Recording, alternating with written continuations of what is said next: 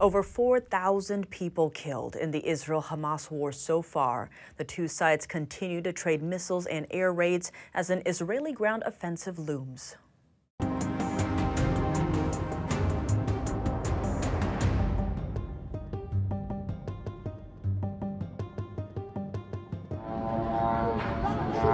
As of Monday, at least 4,100 people have been killed in the war between Israel and Hamas, making it the deadliest of 5 Gaza wars for both sides. The Gaza Health Ministry said 2,750 Palestinians are dead. Israel said more than 1,400 Israelis were killed. Hamas said on Monday it fired a barrage of missiles on Jerusalem and Tel Aviv. According to Israeli media, there were no immediate reports of injuries. Israel also hit southern Gaza with more air strikes. Israel Prime Minister Benjamin Netanyahu addressed Israel's parliament. There are many questions about the disaster that happened to us 10 days ago. We will investigate everything to the end, and we have already begun to apply immediate lessons. But now we are focused on one goal: to join forces and charge forward to victory. This requires determination because victory will take time. There will be difficult moments, there will be bumps. Sacrifice is required. Netanyahu also warned Hezbollah terrorists in Lebanon and their Iranian backers that they will pay a high price if they become involved in the war. This comes as Israel exchanged fire repeatedly with Hezbollah. The military has ordered residents from 28 Israel communities close to the Lebanese border to evacuate. Israeli officials also updated the number of hostages in Gaza, which is higher than previous estimates. We've informed the families of 199 hostages. There is an effort of top national priority in the issue of the hostages, and we are focused on this effort as a top national priority. As Israel prepares for a major ground offensive in Gaza, more than 1 million people have fled their homes. That's roughly half of the territory's population. The Rafah crossing between Gaza and Egypt was shut down nearly a week ago. Egypt says it won't allow anyone out unless aid is allowed into Gaza. Until now, unfortunately, the Israeli government has not taken a position to open the Rafah crossing from the Gaza side or the entry of aid and the exit of third country citizens. The U.S. government has begun evacuating Americans from Israel as those stranded express frustration with the slow pace. A ship carrying U.S. citizens departed from the Israeli port of Haifa on Monday to take them to Cyprus. More evacuation ships will transport Americans to Cyprus. This came a day after a charter flight by the state of Florida carrying over 270 Americans from Israel landed in Tampa, Florida on Sunday. Florida Governor Ron DeSantis says he expects there will be more flights in the coming days. Reporting by Allison Lee, NTD News. Israeli troops are lining up with tanks and other military equipment near the Gaza Strip border, and it appears that a much-anticipated ground offensive against Hamas terrorists could happen at any moment. And a warning, some of the following footage may be disturbing for some viewers. NTD's Jason Perry has the details. Israel has been launching relentless airstrikes on Hamas targets since the terrorist group attacked Israeli civilians over a week ago. At the same time, Hamas has continued firing rockets into Israel. And now, over a week into the war, Israel is gearing up for a ground offensive into the Gaza Strip to destroy the Hamas terrorist group. But ultimately, this is going to be men against men, small groups against small groups. It's simply going to be a hard and bloody battle. I spoke with Rick Fisher, senior fellow at the International Assessment and Strategy Center, about the upcoming ground offensive, and he described it as nothing short of a meat grinder. The terrain of Gaza is going to be very difficult. Ruined buildings everywhere, bombed out buildings, Israeli units trying to maneuver, Hamas forces appearing out of nowhere, yes, appearing out of tunnels, but largely emerging from ruins. This is a battle that favors the sniper. And as for the possible occupation of Gaza to prevent another terrorist attack on Israel, Fisher said this. There is really no other way for Israel to prevent a similar occurrence other than to occupy Gaza, build a new government, and to spend probably a generation building a citizenry that understands the rule of law, understands the obligations of free people, and understands the necessity to live in peace with neighbors. This is in sharp contrast to President Biden's recent comments that it would be a mistake for Israel to occupy Gaza. And amid the war's smoke and horrors, Fisher highlighted a significant behind-the-scenes player. Overlaying this whole war has been the support of China. China's political, commercial, and military and technology support of Iran over the last 40 years has enabled Iran to turn the proxies of Hezbollah and Hamas into weapons able to wage war against Israel. With the attack of Hamas, China has basically come clean. It is now all but a declared enemy of the state of Israel. Fisher explained that this war proves that the Chinese Communist Party wants to destroy freedom in the Middle East. Jason Perry, NTD News. As the U.S. continues to show support for Israel, will President Biden take the step to visit the country? Joining us now live is NTD's White House correspondent Iris Tao. Good evening, Iris. What are the White House and Israel saying about this potential trip? Good evening to you, Tiff. So the White House has not given us any formal confirmation about this potential trip by President Biden to Israel. But today, President Biden canceled a trip to Colorado for what the White House called national security meetings in the morning. And we know that it follows Israeli Prime Minister Benjamin Netanyahu reportedly telling Biden to go during a call on Saturday. And today, Israeli officials said that a visit by President Biden would make a significant importance and strategic importance on the entire Middle East region. And so we're certainly going to watch very closely on if there's any announcement from the White House in the coming days, if not hours. And when it comes to the Middle East, we know that as Israel is preparing for this ground invasion of Gaza, the White House this morning condemned Hamas for trying to prevent civilians from leaving Gaza. Here's what White House National Security spokesperson John Kirby said this morning. Watch. I mean, they are literally throwing up roadblocks to prevent people from moving from North Gaza to South Gaza to get towards the Rafah gate. They're actually trying to encourage people to remain human shields as they try to tunnel up underneath their homes and headquarter in their schools and hospitals. And President Biden also said in an interview that was just aired this weekend that Hamas are trying to hide behind civilians and that Israel is trying to do everything it can to try to avoid killing any innocent civilians. Meanwhile, the U.S. Secretary of State Antony Blinken is touring the Middle East, visiting as many as 6 countries in just a matter of a few days. And today, when back in Israel, he told them that the U.S. has their back and that he's been telling countries in the surrounding region that they want to ensure that none of them will try to get involved and widen this conflict. Here's what Blinken and the Israeli defense minister said today. Watch. This will be a long war. The price will be high, but we are going to win. You have and will always have the support of the United States. And all this is as the U.S. is sending a second U.S. carrier strike group to the eastern Mediterranean. And the goal, of course, is to try to deter countries in the surrounding region from trying to get involved and escalate this into a regional conflict. Back to you. Iris, thank you for that update. A hate crime investigation opened today into the stabbing death of a 6-year-old boy in Illinois. The DOJ said it appears he and his mother were targeted as Palestinian Muslims. Their landlord, Joseph Chuba, was charged with first-degree murder and attempted first-degree murder, 2 counts of hate crime, and other charges. According to the county sheriff's office, the boy was stabbed 26 times, and his mother was also severely injured from the attack.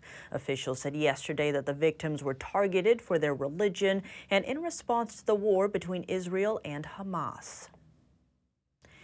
A new gag order for former President Trump in the federal election case. Judge Tanya Chutkan said Trump does not have the right to say and do exactly what he pleases. NTD's legal correspondent has more details. A heated round of arguments on Monday pitted a presidential candidate's First Amendment rights against a judge's duty to preserve the integrity of court proceedings. The judge, Tanya Chutkan, sided with the Department of Justice in a limited order that restricts former President Trump from making public statements that attack witnesses, prosecutors, or court staff. Chutkan is presiding over the case against Trump for allegedly interfering in the 2020 election. Her order came after a 2-hour hearing in which the DOJ vigorously argued that Trump is unfairly influencing the jury pool with posts he makes on social media.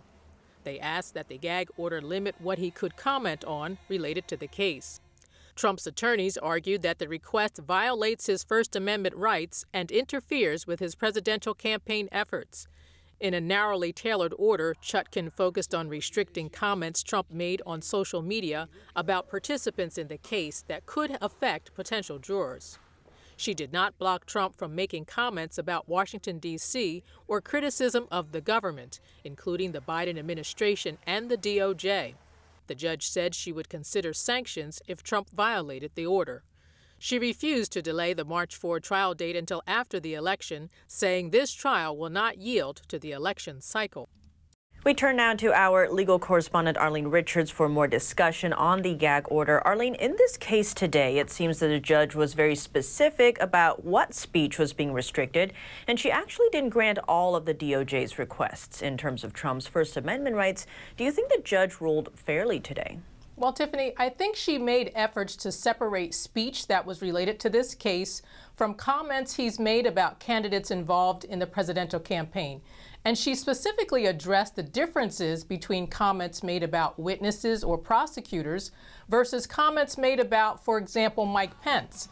And I think she was trying to be fair. However, throughout the proceeding, before she made her final ruling, she did make clear that Mr. Trump was not above the law and that he couldn't say exactly what he pleases.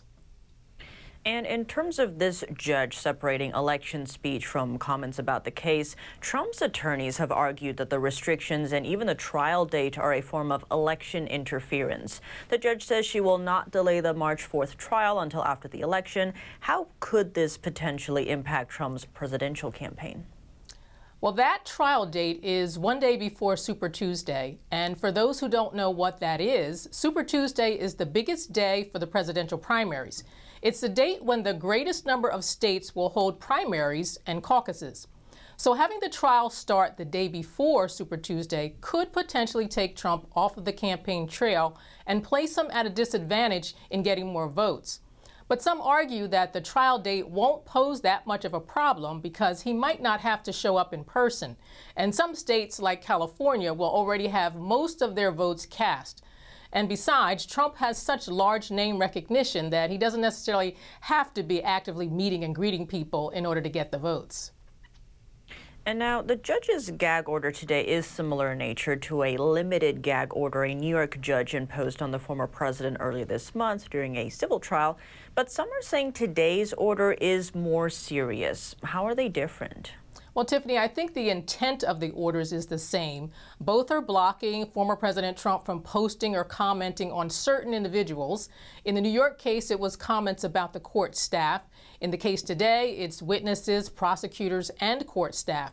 But I think what some people are saying is that the New York judge's order doesn't have the same legal effect because he didn't put it in writing. Now, he made a statement from the bench, and he said that it should be considered an order. Then he threatened sanctions if anyone violated it. But there is a federal rule that says a statement is not enforceable. And so it's not clear whether or not New York has a different rule, but it may be something that could be argued later on if the judge tries to sanction Trump. Arlene, thank you for joining us. Thank you, Tiffany. And Trump responded on Truth Social, saying he'll appeal the gag order and call the proceedings a witch hunt. Now, over to the classified documents found in President Biden's possession. Today, the House Oversight Committee said it wants to know if any of those documents involved countries where the Bidens did business.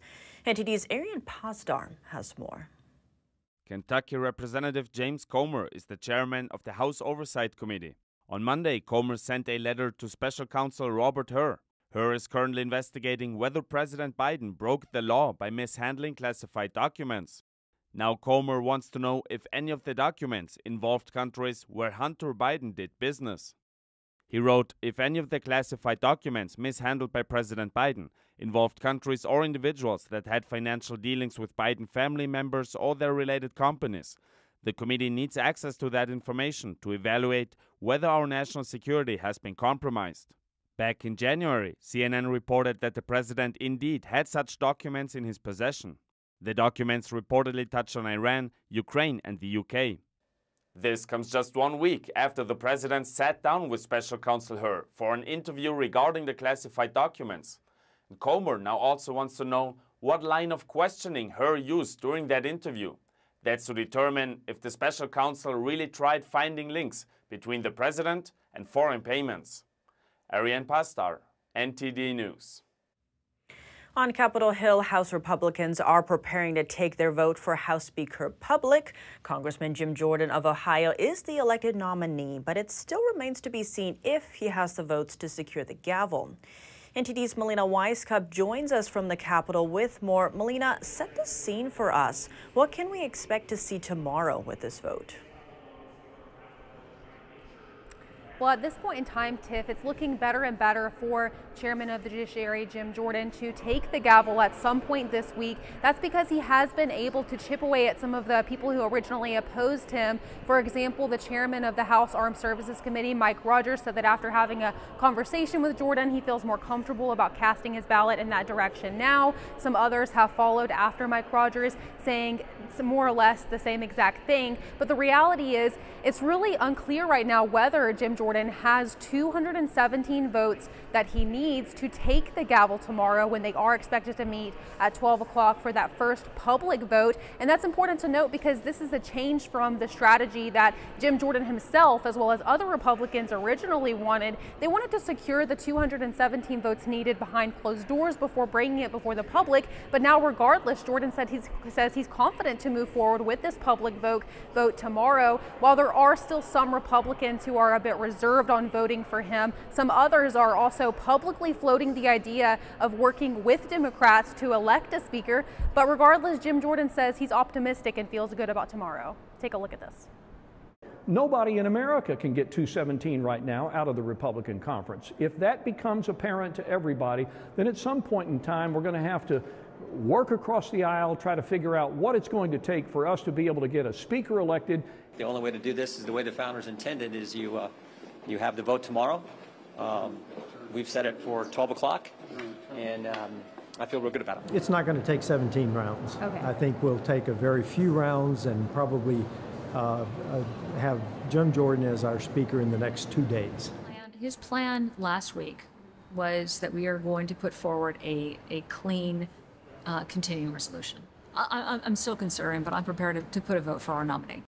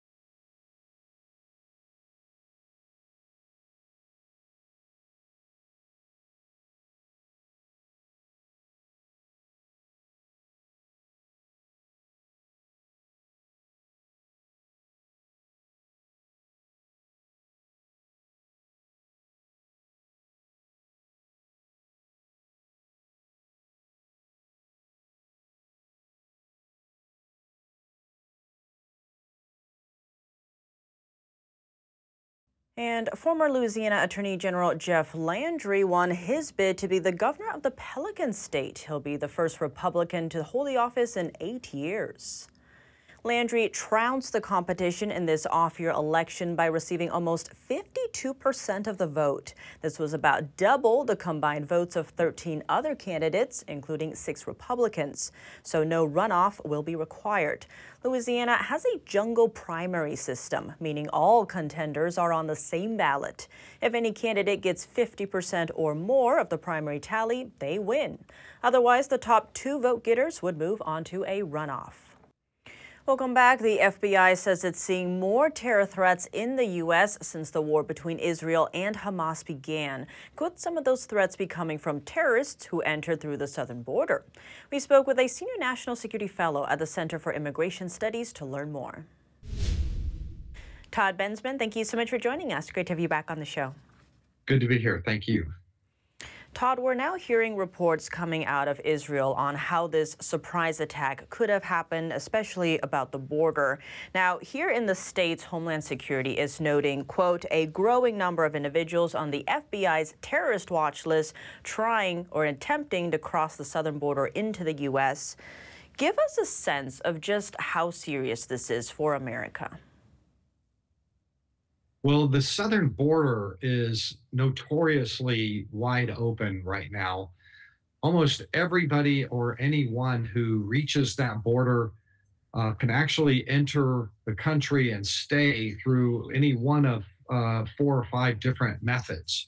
Legal pathways, illegal pathways, either way you get in with very, very little vetting. And so that has caused such an onslaught of humanity over the border that we now can probably vet no one. And among those people who are coming are nationalities from, 160 different places throughout the world, including all of the countries around Israel and places where terrorist organizations operate.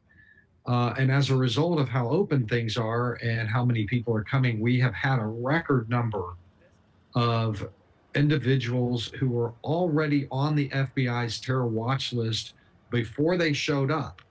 And then we happened to run their names and it flagged, hey, these guys are on a terror watch list, while about 2 million others got right on through undetected.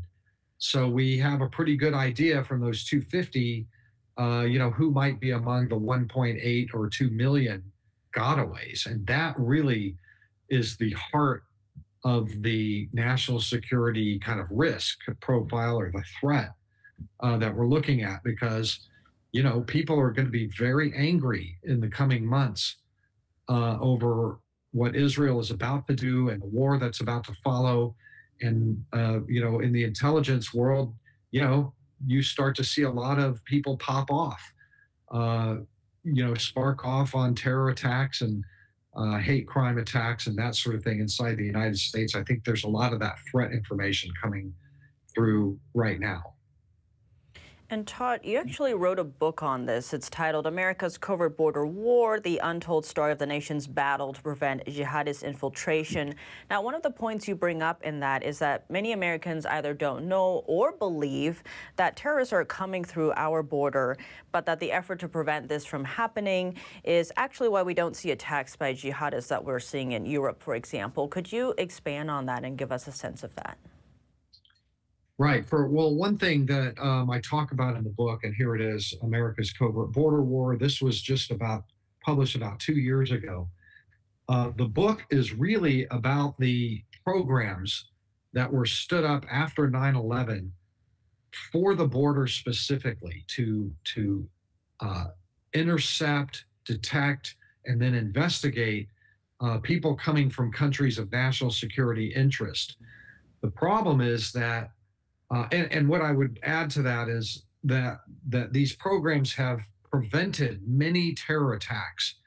The book goes into pretty elaborate detail about a lot of individuals who came across who were detected when the total numbers were far smaller than they are now, and therefore more manageable.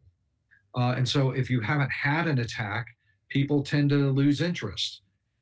If you flood a drug corner with cops, you won't have drug dealing on that corner until the cops go away. Well, in this threat issue, the cops have gone away. The corner is back in the hands of the bad guys or the people we don't even know anything about.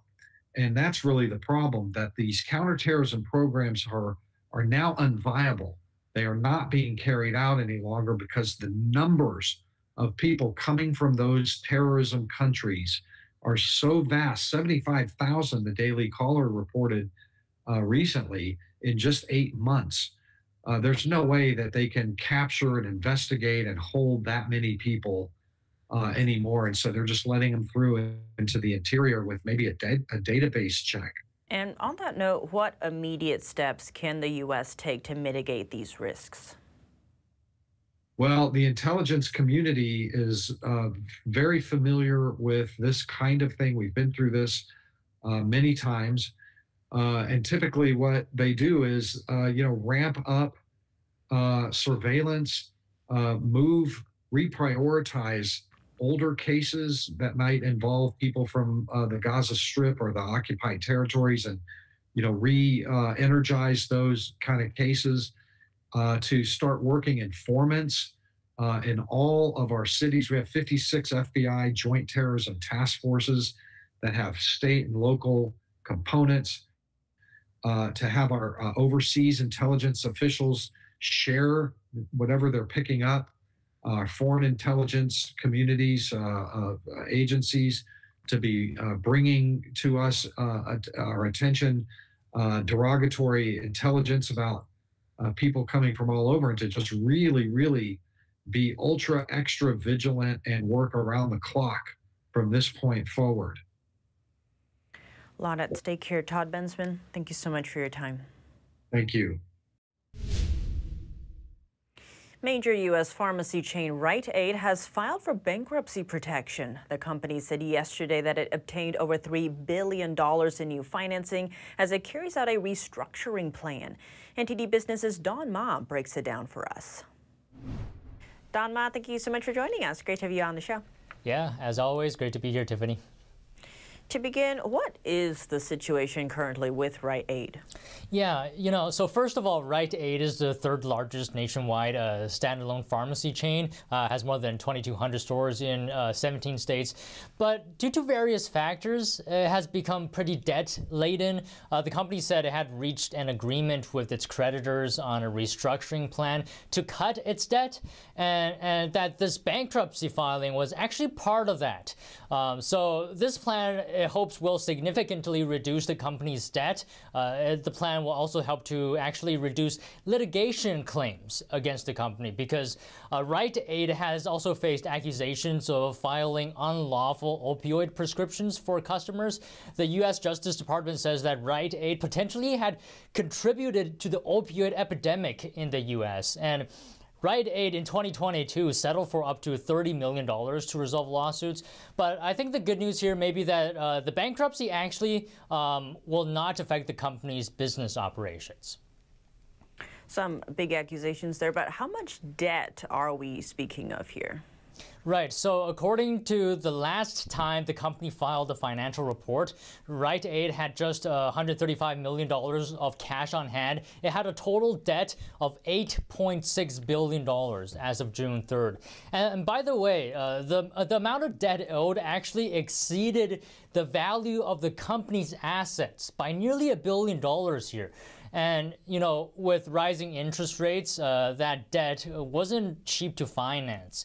The company saw losses of around $1 billion just from March last year to May this year. And according to data and analytics company Global Data, it was always a matter of when, not if, that Rite would file for bankruptcy, because the company has been deep in the red for the past 6 years here.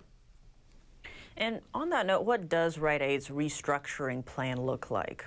Sure. The company said in a statement that it had secured $3.5 billion in financing and debt reduction agreements from lenders to keep the company afloat through its bankruptcy process. It said it would accelerate its pace of store closures and sell off some of its businesses. And as I mentioned earlier, bankruptcy could also help resolve the company's legal disputes at a vastly reduced cost. And as part of the bankruptcy plan, Rite appointed a new CEO as well, Jeff Stein, who's also going to serve as the head of restructuring and as a board member. Stein hopes as well, he said this in a statement, that the company plans to remain in business. So this isn't the end of Rite then? Yeah, it seems like it may not be. Well, Donma, thank you so much for joining us. Yeah, thank you, Tiffany. Hamas's massive secret underground tunnel system, a key obstacle to Israel's upcoming land invasion. One of Israel's main objectives will be to locate these tunnels. NTD's Faye Quarter talks with a former senior Israeli government official for details. Hamas's intricate network of underground tunnels, a huge advantage for Hamas, and a huge threat to Israel's military in its goal to wipe out the terrorist group. Hamas terrorists, instead of confronting the Israeli army, are fleeing to the tunnels. They are taking refuge in the tunnels. They are also taking refuge in the fact that the tunnels are deliberately digged in a massively populated areas. Avi Melamed is a former Israeli senior official on Arab affairs. He says Hamas built these tunnels in populated areas intentionally in order to use civilians as human shields. Some tunnel entrances are in stores and apartments. They run under schools, homes, and even mosques. Hamas can use the tunnels to hide, launch surprise attacks, and smuggle items. Some of them are so wide that a truck could go in those tunnels. Some of those tunnels, believe it or not, have elevators. Some of those tunnels are with air conditioning, with electricity, with communication systems. Hamas claims it has built over 300 miles worth of tunnels under Gaza. That's longer than the Grand Canyon. Finding these tunnels will be one of Israel's key objectives. Yes, we do have technology that looks underground. We do have spy satellites that can see tunnel systems. But in a country or in an area as densely populated as Gaza, it's hard to distinguish between, for example, a sewer tunnel, a water line, and a terrorist tunnel. Middle East expert Gerard Folidi says one method is to target tunnel entrances with airstrikes. But with so many tunnels, there would be no way to get them all. And it's believed there are Israeli hostages in this tunnel network. It doesn't appear that there's any other choice but entering physically and going door to door and looking for the entrances to these tunnels and looking for the hideouts. Geopolitical analyst Irina Zuckerman says this may be the only way to find the terrorist leaders, valuable items, and hostages. Doing so would be very dangerous. The tunnels are likely booby-trapped, filled with explosives that can be detonated. It's unknown when the land invasion will begin. Faye Quarter, NTD News. Does the situation in Gaza go beyond the conflict between Israel and Hamas? A counterterrorism expert tells us that Iran, China, and Russia are all involved in some way, enabling threats that could ultimately cross the U.S. border. Kyle Shideler, thank you so much for joining us. Great to have you on the show. It's a pleasure to be here. Kyle, to begin, we're hearing reports of Hezbollah potentially joining this fight against Israel with backing from Iran, which has the ability to potentially create nuclear weapons. How should Israel be responding right now? Well, Israel's problem is that they have been struck hard by Hamas. They have taken very serious civilian casualties of a kind that they have not faced in decades. They really need to reset the strategic calculus in the region. That means not just deterring Hamas. They have to deter Tehran. And Tehran has ultimate control over the moves of its proxies in Gaza, in Lebanon, in Yemen, and in Syria. So Israel has to look at that entire battlefield. They can't look just at Gaza. And we're now seeing reports and countries like China saying that Israel's response has been more than just self-defense, saying they should lessen it. But what would happen if Israel were to back down? Well, ultimately, it sends a very bad message to all of the players in the region. It shows Hamas that they can get away with, of course, literal murder and worse. And we will see a continued escalation. The problem with much of the discussion we are having now is they are blaming Israel for the potential of escalation. But the reality is the worst escalation will be if Israel does nothing. If Israel does not reset, as I said, the strategic calculus, it will mean that these actors can do as they please, and they will only worsen their attacks. So we've seen attacks from Hamas. This was the worst attack we've ever seen from Hamas. Next time will be even worse unless Israel sends a really clear message. And for the scale of this, you wrote a piece recently comparing what we're seeing in the Middle East to J.R. Tolkien's story of evil sweeping Middle Earth.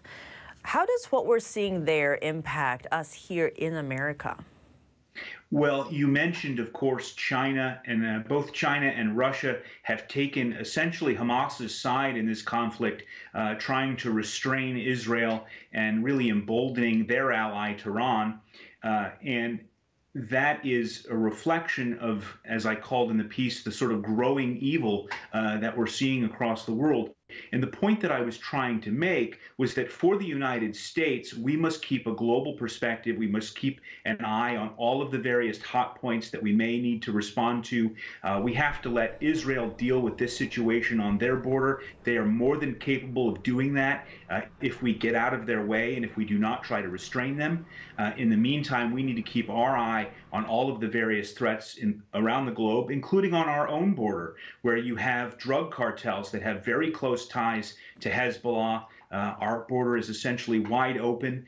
They could move any manner of threats across that border, and there's very little right now that we're prepared to do about it. So we need to be thinking globally about all the possible threats and let Israel take care of its own. And speaking of the U.S., U.S. Secretary of State Antony Blinken is in Tel Aviv again in less than a week. He is reaffirming U.S. commitment to Israel. Now, Israel's defense minister is saying that this will be a long war. How long are we expecting? Well, that, of course, will depend in part on how they choose to respond. It does sound like the messages coming out of Jerusalem are that the Israeli authorities recognize that they need to take very serious action, not just against Hamas, but against all of the threats on their border. If they choose to do that, it could potentially go for a while. We know that Israel has called up essentially all of their reserves, and they're getting a great response, over 100% commitment from the Israeli reserves. So they are preparing for the long haul. I'm concerned that Blinken's presence in the region is really more about restraining Israel than it is helping them, however. And what should the U.S. be doing, or what should the message be from the U.S.? Essentially, the U.S. should be getting out of Israel's way. They should make clear that Israel must respond to this attack, and we expect them to do so. In other words, not try to restrain them, not try to rein them in, not try to prevent them from attacking Hezbollah if that's what they feel they need to do, for example. And right now, that's not the message coming out of Washington. Washington is saying one thing, but they're doing another. They are speaking as though they have Israel's back. But in their actions, what they are signaling to Tehran and elsewhere is that they do not want Israel to take major action to change the situation, which would be a win for Tehran and for its proxies, Hamas and Hezbollah. Quite concerning. Well, Kyle Shideler, thank you so much for your time. Thank you. This week's Belt and Road Initiative Forum will kick off under a darkening economic outlook for China. It marks the third forum for the major Chinese infrastructure project. Notably, leaders from the Taliban, Russia, and Pakistan will appear at the summit. The Taliban is looking to convince Beijing to build a road connecting China and northern Afghanistan. Worth noting, no government has officially acknowledged the Taliban since it replaced the Afghanistan's government 2 years ago. China is the first country to appoint an ambassador to Kabul since the Taliban took power and has increased business cooperation with Afghanistan. China's expanding presence in the country has sparked concerns in the West. from Afghanistan, from the botched U.S. withdrawal in Afghanistan. The Taliban obviously hoovered up all of the American weaponry. Afghanistan's completely dependent on China economically, and at the same time, then China is able to spin that and say, oh, look, the U.S. bombed Afghanistan, but we, China, we love Afghanistan because Moscow confirmed President Vladimir Putin would join the Belt and Road Summit. That's despite the international warrants for his arrest due to Russia's invasion of Ukraine. The project has also faced backlash from the West, with experts calling it a debt trap for the developing countries that have signed on. The West also accuses Beijing of a lack of transparency. Only one EU leader is set to attend the summit, Hungary's prime minister. At the same time, Italy is looking to opt out of the scheme. It's the only G7 country to have inked a Belt and Road deal with Beijing. Welcome back, and now for your sports news, we welcome NTD's Dave Martin. Dave, a busy weekend in sports. Let's start with the baseball playoffs. The Rangers won Game 1 in Houston last night. Were you surprised the Astros got shut out? Yeah, for sure. I mean, they have such a great offense. But really, this whole postseason has been largely unpredictable. I mean, of the 4 teams left, only one won their division. Now, it puts a lot of pressure on Houston to win today. They are leading right now, but you don't want to fall behind 0-2 at home, of course. But now with Max Scherzer making his return from injury, it puts even more pressure on them. But it also sets up something us fans would all like to see, a possible Scherzer versus Verlander Game 7, 2 future Hall of Famers going at it. But we're ways from that possibly happening. And now moving to football, the NFL's 2 lone unbeaten teams, the Eagles and 49ers, both lost yesterday. Do you still see them as the best in the NFC? Yes, but that's pending an injury report to Christian McCaffrey. Now, he's listed as questionable with an oblique injury, but he does have an injury past. I mean, that's how the Niners were able to get him a year ago. But they went up against a tough Cleveland defense. Now, ditto for the Eagles. They went up against a tough Jets defense. In fact, they turned the ball over 4 times on the road and still were leading with 2 minutes left. So I'm still comfortable putting those 2 teams at the top of the NFC anyway. And now you've mentioned your AFC contenders are Kansas City, Buffalo, and Miami, but you also originally had Cincinnati as well. And now that they've won 2 in a row, are you ready to re-add them? No. You know, they beat the Seahawks and Cardinals, not exactly, you know, world beaters. But next up, they've got the Bills and Niners, so we'll know a lot more about them coming up. I think one team we're going to have to watch for is the Jets. Aaron Rodgers was on the field yesterday without crutches and just he was limping around a little bit. But really, you can't ignore any team that has Aaron Rodgers as a starter, even though he's 39 coming off an injury. So I think I would have to put them up there if he does return in Week 12, which is a possibility apparently. And now shifting gears to college basketball, the preseason rankings came out today with Kansas at #1. Now, I know you're a Kansas fan, but does this surprise you? No, not really. You know, as soon as Hunter Dickinson announced he was transferring there, it certainly put them in the mix. Now, what Kansas fans are probably still happy about is that they did not get a postseason ban by the NCCA. This all came down to a 2017 investigation where they alleged that Adidas, who was their business partner, paid one of their players. Now, they did get some penalties, so it seems like maybe there was some evidence that they did. I think probably because the name, image, likeness, you can pay players, maybe that was the reason. But as far as for the talent, they're loaded, and that's definitely why they're at the top. Well, Dave, thanks as always for joining us. Thank you, Tiffany. And if you have any news, tips, or feedback for the show, you can email us at eveningnews@ntd.com. That's all for today's news. Thanks for tuning in. I'm Tiffany Meyer. Good night.